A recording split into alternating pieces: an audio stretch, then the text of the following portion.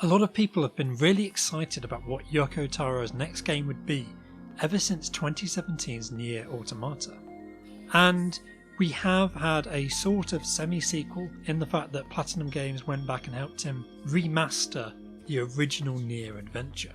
But it's a bit of a mixed feeling about the fact that his next original game is a continuation in the Nier franchise, which is excellent, but it's a mobile phone gacha based spin-off. So, with the promise that it's not too heavy on the gacha mechanics, and I can complete the story without spending any money, which is an absolute must for me. If the game is going to be on mobile phones exclusively and going to make its money off me by in-game advertising, then there's absolutely no compromise I'm going to go for where I'm going to put money into it. I was curious to see how much enjoyment I could actually get out of this title. So welcome to A Friend Reacts, and welcome to my thoughts after spending several hours with Nier Reincarnation.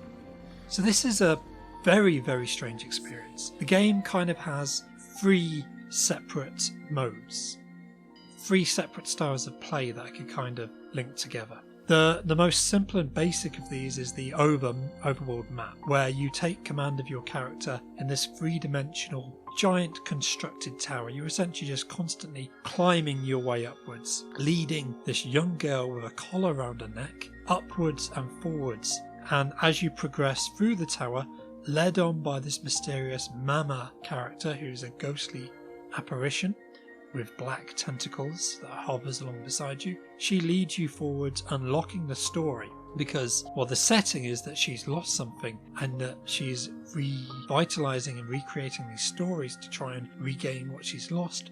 The link there takes a very long time to start to unpick. But this portion of the game, whilst at least initially it's quite fun, it's quite visually stunning, this is really good mobile phone graphics, it gets a bit repetitive. It's just constantly walk forwards. The only interactivity are occasionally these black crows which are hidden around the levels, and if you click on them you'll get unlocked mechanics rather than having to go through the gacha gameplay.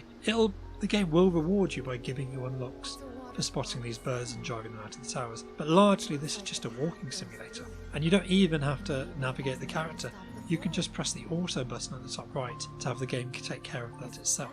Beyond just staring at these vast towers, the other two modes of the game are much more impressive. My favourite is the visual novel aesthetic. So Yoko Taro hasn't taken all of the writing duties on himself this time. He's worked with a team where they came up with ideas that would suit his temperament, and then he collated them all together into one final package. And I think this shows. The main plot and thrust of the game as you experience it is just a collection of short stories, all of them recounting the harrowing and terrible lives of a select group of small protagonists. There's the half-mechanical woman who had her arm and leg sawn off in a horrifying encounter with an evil kingdom and has now become an efficient killing machine and a bounty hunter. There's what I think is the prince of said kingdom, who was turfed out for being a weakling, for suffering from terrible diseases, and he turned against his father and ran away, giving up his princehood. And there's the mechanical man, the clockwork soldier, who accompanies this prince and goes on the journey with him.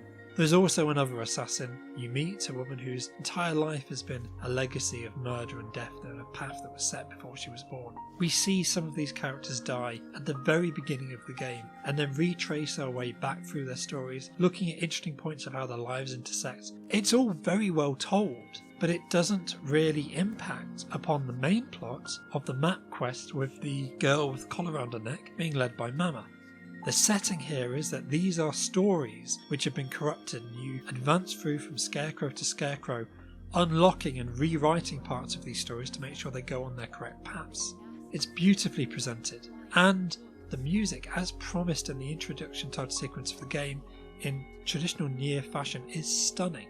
But the visual novel aspect is quite cool, but it's broken up by the turn-based battles. And here is where I do feel slightly let down. This is quite traditional turn-based battle fare. The characters will all automatically attack every go. So what you have the power to do is when to initiate special moves. These charge up at the bottom of the screen, and when you select one, the next time the character has an opportunity, they'll do the special move rather than a regular attack. Base game difficulty is not difficult. I was able to play for 4 or 5 hours without ever really having to make any decision. You just click on the buttons when they appear. And then I noticed, just like the walking simulator, the battles have an automatic mode, where you can have the game play itself for you. Furthermore than that, the game's very generous on giving you upgrade points and the ability to enhance your characters. These gacha mechanics are not very harsh at all. You can upgrade your characters to the point where you can just storm through these battles with no challenge really easily after just 2 hours of play. Which then leads to the question, what really is the meat of this game?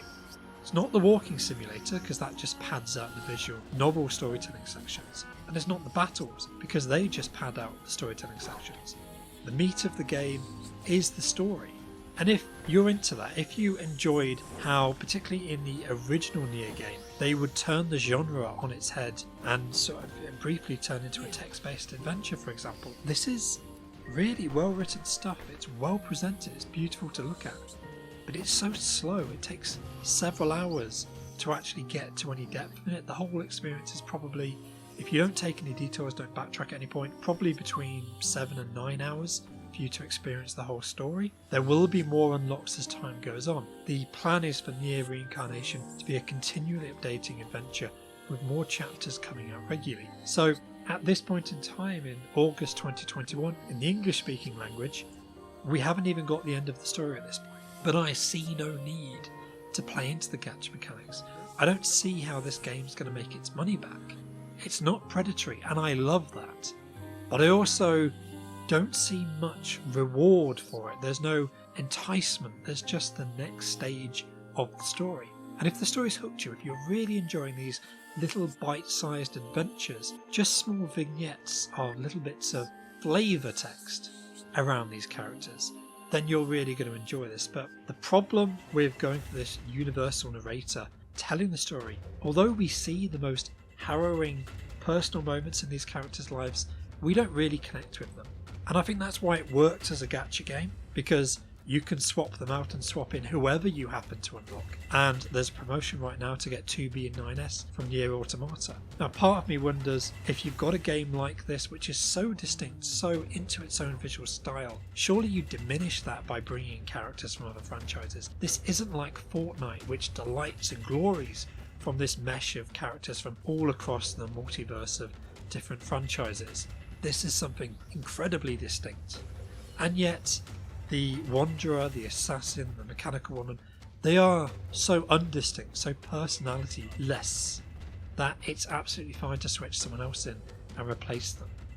So I'm as ever with Yoko Taro, trying to work out what drug he was on when this was conceived. It's technically very proficient. It sounds brilliant. It looks brilliant. I'm trying to work out whether I enjoyed it or not, though. And I didn't have that question when I finished the original Nier game, or I finished Nier Automata. They're unquestionably great. But with this, as with a lot of mobile phone games, I'm sort of like, it's an effective way to kill a couple of hours, but do you just want to occupy time because your life is meaningless? If that's the case, you should go tell Yoko Taro about your life, because he'll probably want to write a story about you.